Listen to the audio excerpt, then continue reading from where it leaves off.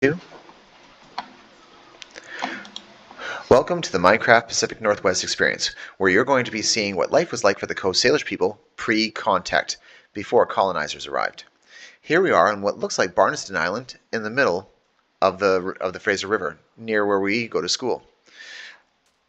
Let's talk to this elder. Hello, travelers. Before you enter the village, you must be welcomed by the Siam, who is waiting for you on the shore beneath the welcome figures.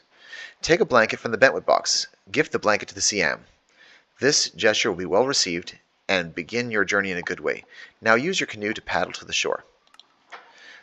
I'll start by going to the bentwood box, right click, and I'll take a blanket, put it in here. Now I'll go to the edge of the water. I'll just right click and right click again to go into my boat. And I'll use the space bar to jump out of my boat when I'm done. Oh, there's an octopus. Kelp forest underneath us. And I'll spacebar hop, hop, hop, hop, hop. I'll have to go where I can hop up. There I am. Here are the welcome figures. Normally they would not be quite this tall, but we created them this tall so you could see them clearly and see that they are holding salmon. These welcome figures would be about as tall as the doorway to the house. To our left, you'll see the Transformer Stone. And you'll see an elder who can tell you the story about the Transformer Stone. But let's focus over here. And I'll go past the Raven to the Siam. And as I pass the Raven, I always greet him. Hi, Raven. Now, I'll go to the Siam on the beach, right-click on his bentwood box, and gift him the blanket. Let's see what the Siam has to tell us. I welcome you to the traditional territory of my people. We have been caretakers of these lands for millennia. Thank you for the beautiful blanket. You may place it in this bentwood box. On your journey, remember to always be kind. Take only what you need from the land and give thanks. Always leave enough for others and for those who come after. Now travel to the entrance of the big house to meet an elder who will invite you in. Notice that the chief, or the Siam, has certain colors and patterns on his blanket and his hat. This elder has similar, related, but not the same kind of colors and patterns. I am an elder in the Siam's family. Inside you'll find my relatives. They are wise elders who will have a task for you to help us prepare for winter. Listen and learn from them and thank them for their teachings. Time to head inside the big house. First, I see the cedar elder in front of me. There's a bark weaver to his left, and many more elders in the house. But we're going to focus on our lesson. We're going to speak to the cedar elder and do some tasks for cedar plank and cedar bark gathering. We'll then go to the salmon elder, where we will learn about catching salmon with a gill net and smoking salmon in a smokehouse. Lastly, we'll visit the plant elder, and we'll do two tasks. We'll go gather some salmon berries, and we'll gather some camas, a wild onion. Now I go back to the cedar elder. I'm going to need my camera. I'll stand back far enough so that I can use the camera and take a full picture. If you stand too closely to the elder, instead of taking his picture, you'll just talk to him.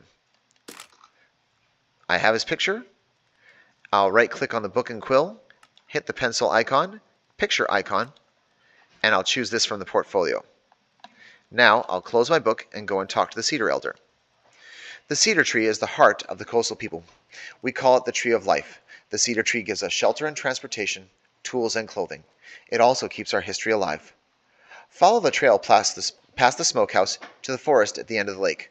Find the Cedar Forest Knowledge Keeper, who will teach you about the tree of life. Task: bring back one strip of cedar bark. Actually, you need to bring back several. And one cedar plank. I think you need about 8. When you return here, cooperate with others in your group to craft a bentwood box.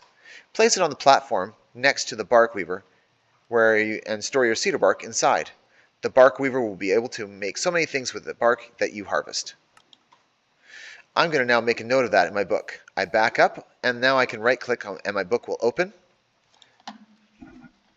The cedar tree was used for transportation, shelter, tools, and clothing. I assume that's the bark that they use for the clothing. Now I close it down, and I go outside the big house to the path he described. Next door to the big house is the smokehouse. You can see the smoke billowing inside. Behind the big house and the smokehouse, that's the camas field. We'll harvest some camas from there later. Let's take this path towards the forest. Something important to note. If we continued on this path, it would take us straight into the forest. And off in the distance there, you can see the Cedar Forest Knowledge Keeper. He'll give you an adze, a stone chisel on the end of a wooden handle that we use to harvest bark and cedar planks.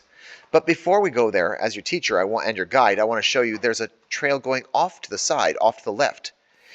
You're going to need to know where this trail leads later, so I'll just walk you down there now. To one side there is a hill off to our right. On top of that hill is the salmonberry knowledge keeper, and the salmonberry bushes where you can harvest some berries later.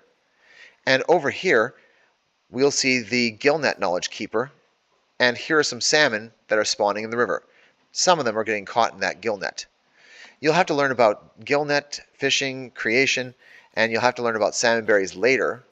We are back to the forest first to finish our cedar task. Okay, back on the path, heading towards the Cedar Forest Knowledge Keeper.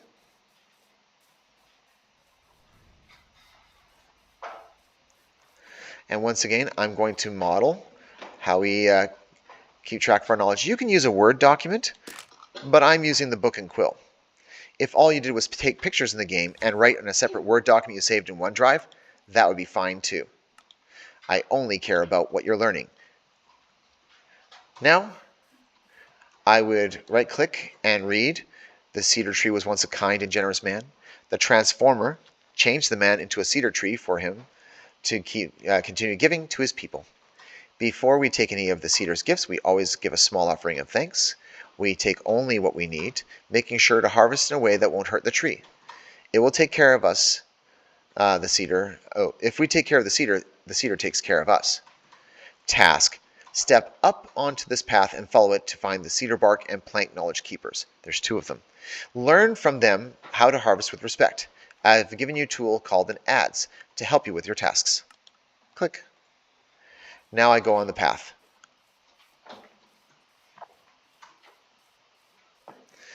Here's the first knowledge keeper, the cedar bark knowledge keeper. I'll take his picture, but I'll speak to him later. I need to back up a little bit, so I'm too close.